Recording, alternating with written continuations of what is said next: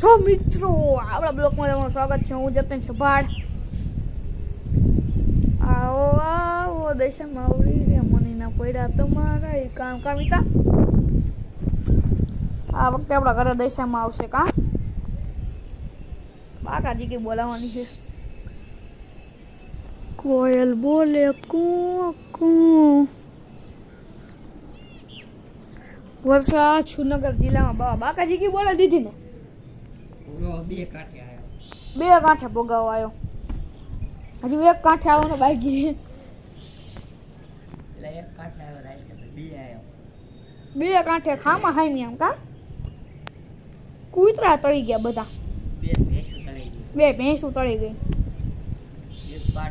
એક પાડો જો ઈ કાળો કાળો લેંડા. હા એ આ બાપા બેઠા છે અહીંયા પણ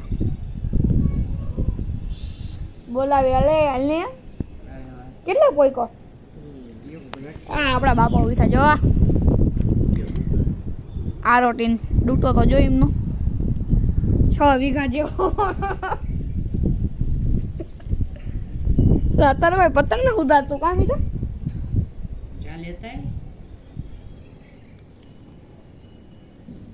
પતંગ મારી પર ઘણા પડ્યા છે. દોરી પડી બધા ચીરા પડી જાય ચીરા. કેટલા વાગ્યા 4:18 1/8/2026.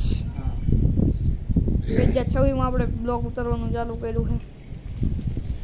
બધી ડિટેલ કહી જ દેવાની હોય. જો આપણો જુનાગઢ જિલ્લો વાવાઝોડું જો ખાલી